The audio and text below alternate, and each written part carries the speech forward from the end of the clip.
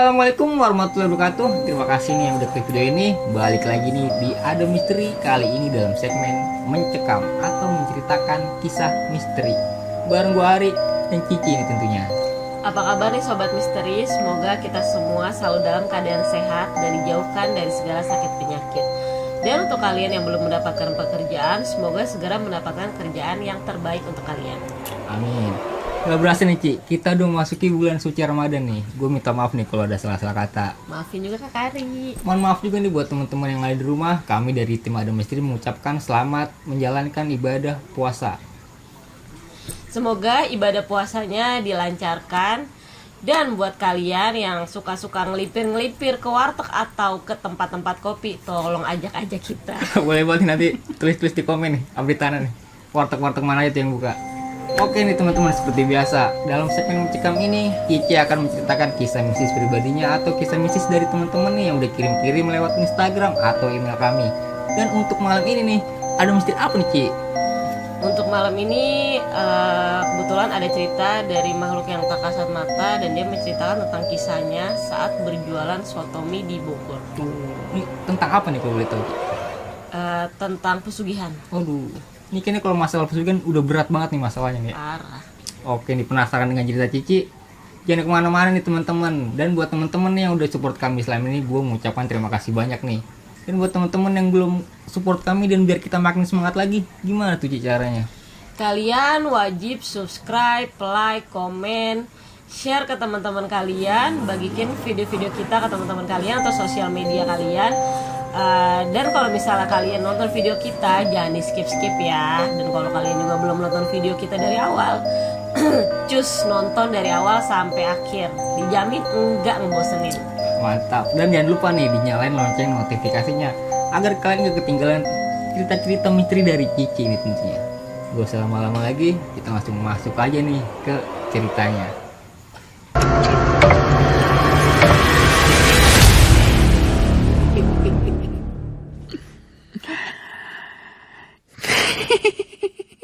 Oke, gimana tuh lebih jelas ceritanya Ci?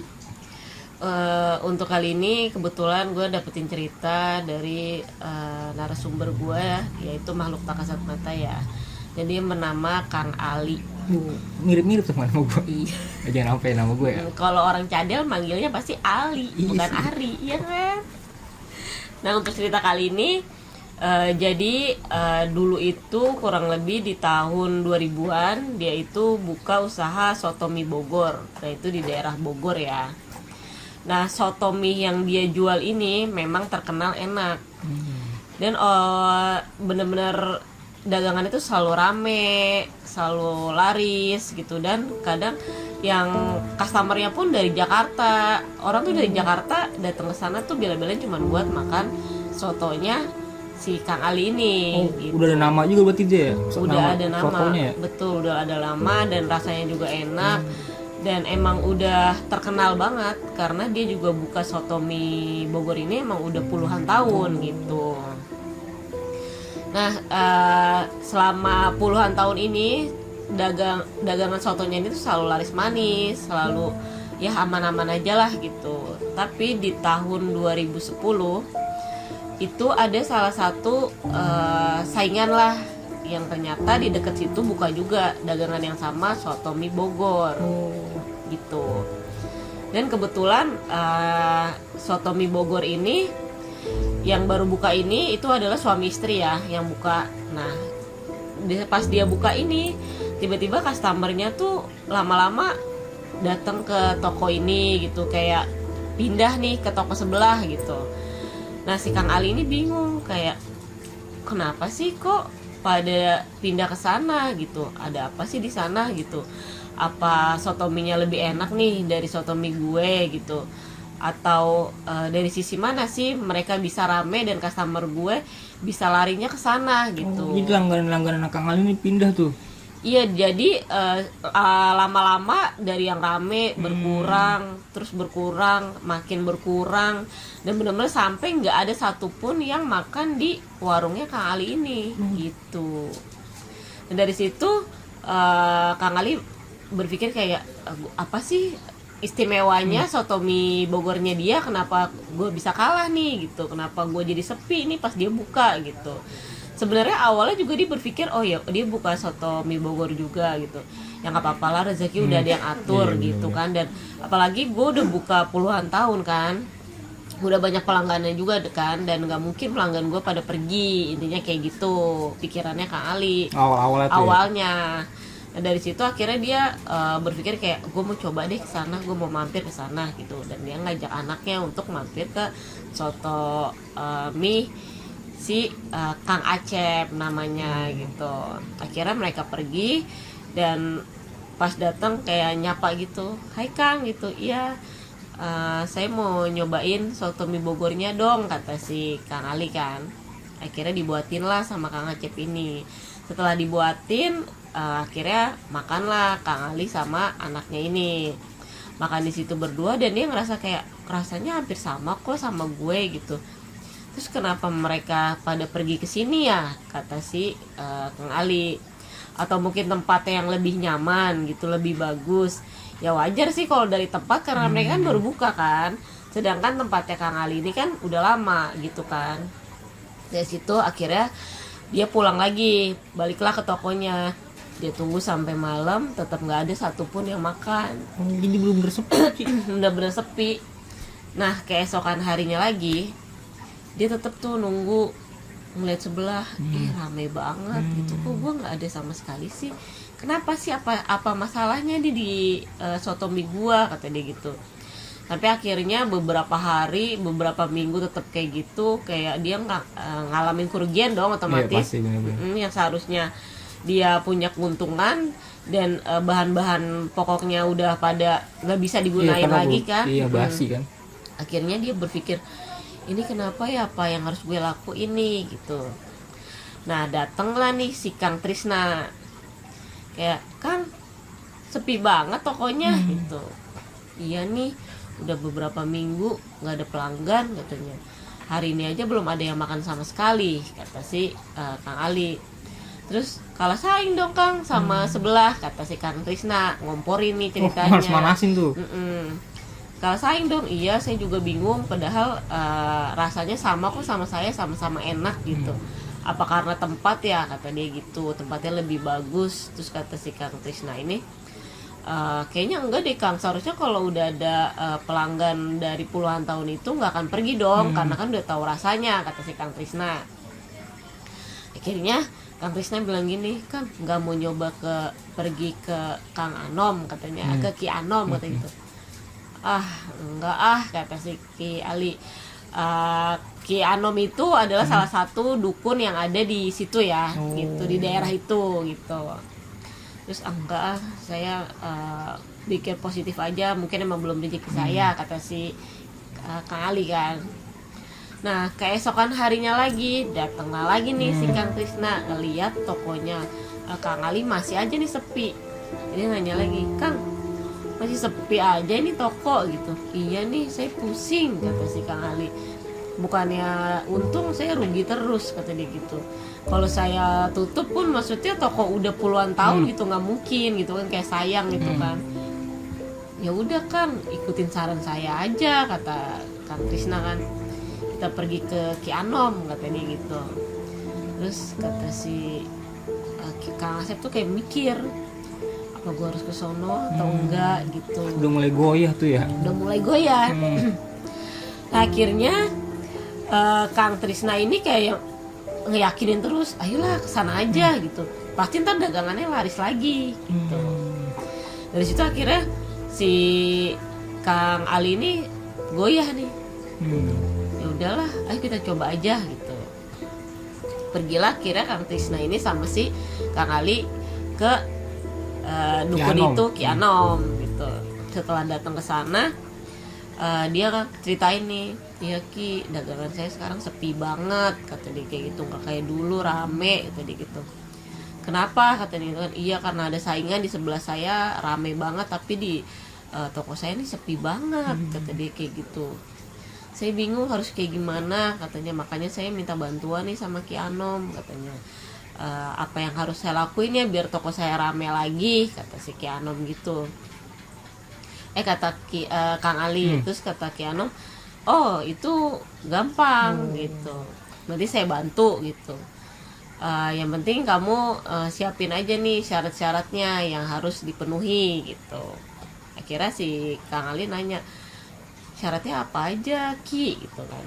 Dikasih tau lah dia harus ngambil tanah kuburan, terus darah ayam, dan dia pun harus ada tumbal gitu, berupa manusia, nyawa manusia gitu. Kira dari situ Ki Ali mikir gitu, terus diakhiri lagi nembak kita sih, udah nggak apa-apa ambil aja, pada sepi rugi mulu gitulah intinya. Kompor juga itu mah ya. Kompor. Akhirnya ya udahlah kata si Kang Ali kan. Akhirnya dibuatlah perjanjian antara Ki Anom dan Kang Ali untuk melakukan pesugihan ini gitu. Udah setelah pulang dari sana akhirnya dia menyiapin tuh ngambil tanah kuburan, terus dia nyiapin juga darah ayamnya kan. Dari situ dia taburin lah ke depan warungnya Kang Acep ini gitu. Ditaburin tanah kuburan di depan rukonya Kang Acep, terus sama darah ayam ini. Keesokan harinya setelah dia buka toko, si Kang Acep ini sama istrinya bingung lah, ini apa ya Bu gitu, tanah apa ya kok tapi kayak ada darah-darahnya gitu. Terus istrinya ini berpikir positif, mungkin ini kali tadi ada yang bawa kayak pasir gitu, nah jatuh di sini gitu. Yaudah kita bersihin aja yuk kata istrinya gitu. Akhirnya dia bersihin lah tanah itu gitu kan. Nah dari situ tokonya Kang Ali ini mulai rame nih, mulai ada pelanggan lagi. Sedangkan di tokonya Kang Acep ini sepi, benar-benar nggak ada pelanggan. Nah si Kang Ali ini berpikir, oh bener nih, langsung rame gue gitu. Ketengah lagi Kang Tisna, rame kan Kang gitu, toko sebelah sepi tuh gitu. Akhirnya iya kata si Kang Ali kan, rame tadi gitu. Yaudah akhirnya rame. Nah ada salah satu pelanggan yang ngomong, itu kenapa sih tokonya si siapa namanya Kang Acep tuh tutup mulu, kata dia kayak gitu. Terus iya ya katanya, padahal kita pengen nyobain ke sana tapi tutup katanya gitu. Terus di sana enak, tempatnya nyaman kayak gitu. Terus ya udahlah di sini juga nggak apa-apa, di sini juga enak kata customer gitu kan. Nah jadinya itu efeknya itu efek dari Ki Ali ini datang ke Ki Anom itu biar orang-orang itu ngelihat tokonya Kang Acep ini tutup terus. Tapi padahal si Kang Acep buka. Padahal buka. Jadi emang kayak ditutupin sama setan-setan gitu, sama jin-jin lah gitu, yang nanti akan makan tumbal ini nih gitu, yang harus ada tumbalnya ini. Nah itu tuh jadi orang tuh ngelihat tokonya dia tuh tutup, padahal emang buka gitu kan. Nah Kang Acep ini mulai berpikir, kok kenapa ya toko gua kok sepi mulu gitu. Udah berhari-hari kayak gitu terus, si Kang Ali tokonya rame dan si Kang Acep tokonya sepi. Nah udah waktunya nih buat ada tumbal nih di pesugihan ini kan. Nah akhirnya si Kang Acep ini Kang Ali ini menumbalin kayak yang ada yang nyewa di kosnya dia itu gitu. Jadi dia ini punya kos-kosan dan kebetulan kan di situ kan ada yang nyewa kan. Nah akhirnya karena dia masih mikir siapa ya yang harus gue tumbalin gitu ya. Nah akhirnya dia kepikiran nih, anak kos yang di tempat gue aja nih ya, karena emang dia tuh udah buntu banget kan. Nah akhirnya dia datanglah ke kosan itu, dia ngetok pintu, tok tok tok, permisi gitu. Oh iya Pak, ada apa gitu kan. Enggak, ini saya mau nganterin makanan, sama saya ada rezeki sedikit uang buat uang jajan kata dia gitu. Oh repot-repot Pak gitu. Ya nggak apa-apa katanya, dimakan ya katanya, uangnya digunain ya kata dia gitu. Oh iya Pak, terima kasih banyak kata anak kosannya ini. Nah anak kosannya ini perempuan ya. Nah di situ akhirnya ya dia ngerasa dapat rezeki nomplok kan. Wah tumben banget nih, bapak kos gue ngasih makanan terus ngasih uang jajan juga kan. Kebetulan banget namanya anak kos kan. uangnya pas-pasan lah intinya gitu. Akhirnya dia makan makanan itu, terus uangnya juga dia gunain kayak buat jajan atau beli keperluannya dia deh, kebutuhan sehari-harinya dia. Nah setelah dia gunain uang itu dan dia makan pemberiannya Kang Ali ini, tiba-tiba ngedadak dia sakit. Kayak tiba-tiba sakit berat, langsung kayak benar-benar sakit parah lah gitu. Nah dari situ dia meninggal. Dari pas meninggal itu akhirnya terpenuhilah syarat yang harus dilakuin sama Kang Ali ini gitu kan. Itu terus berlanjut, akhirnya di Kang Acep ini bilang gini, Bu, apa kita bilang ke istrinya ya, Bu, apa kita coba pergi ke Pak Ustadz ya, kita cerita tentang toko kita kenapa kayak gini, kata dia gitu. Akhirnya istrinya pun setuju, ya udah Pak, kita coba aja daripada kita selalu sepi terus katanya, dan kita juga nggak tahu apa penyebabnya gitu. Akhirnya Kang Acep ini sama istrinya ini pergilah ke Ustadz Sanusi. Dan ke Pak Ustadz Sanusi ini ceritalah dia kayak, Pak, kita tuh lagi ada masalah nih gitu di toko. Oh kenapa, katanya.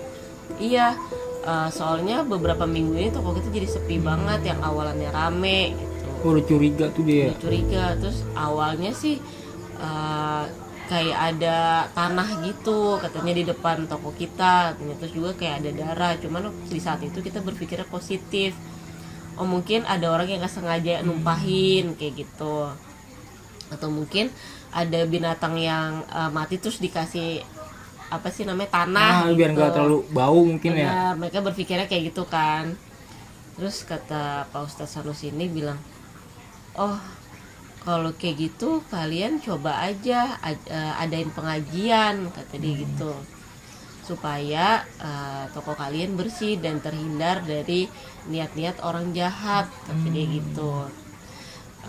Rajin-rajin ibadahnya juga ya, kata, rajin-rajin ngaji juga di tokonya, kata Pak Ustadz Sanusi ini.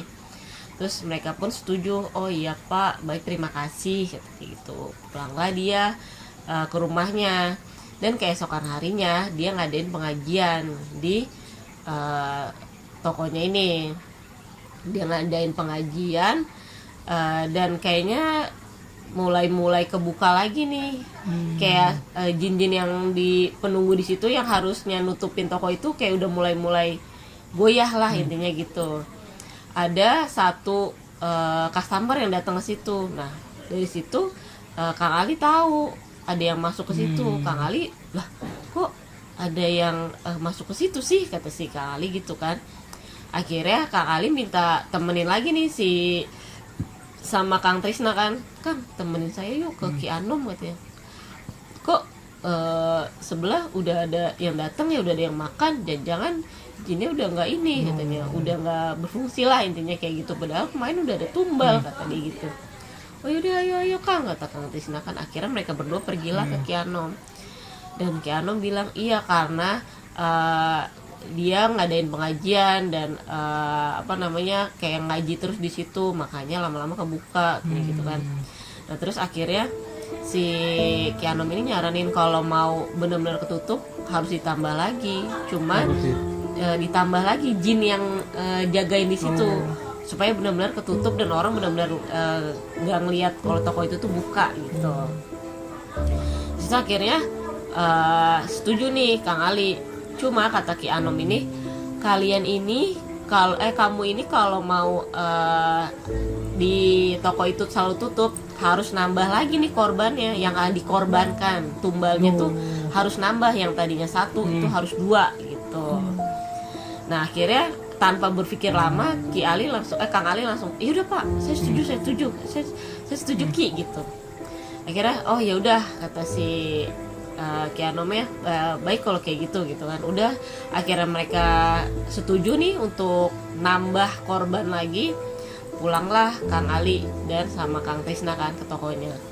Dari situ dia disaranin juga sama Ki Anomnya untuk gimana nih Ki, saya bingung nyari tumbalnya kalau harus banyak ini. Nah disarankan sama Ki Anom, ya udah kamu sebar aja uang gitu, kayak kamu buang aja nih uang 50.000, 100.000, 20.000 gitu. Siapapun yang ngambil uang itu akan dijadiin tumbal gitu. Jadi misalnya dia Kang Ali ini ngebuang duit nih 20.000, dan ada yang ngambil nih 20.000 itu, dan setelah uangnya itu digunain, dia otomatis bakalan jadi tumbal, dan dia akan sakit dan tiba-tiba meninggal gitu. Dari situ ya udah akhirnya Kang Ali juga emang udah setuju kan ya, pas setelah dia sampai toko akhirnya dia buang duit, dan ada yang ngambil. Dan sebenarnya sih kan kalau di daerah sana itu kan otomatis kan kayak orang-orang situ-situ juga ya nggak sih. Nah dari situ akhirnya dia tahu yang korban yang ambil uang ini udah meninggal, akhirnya dia udah tenang nih.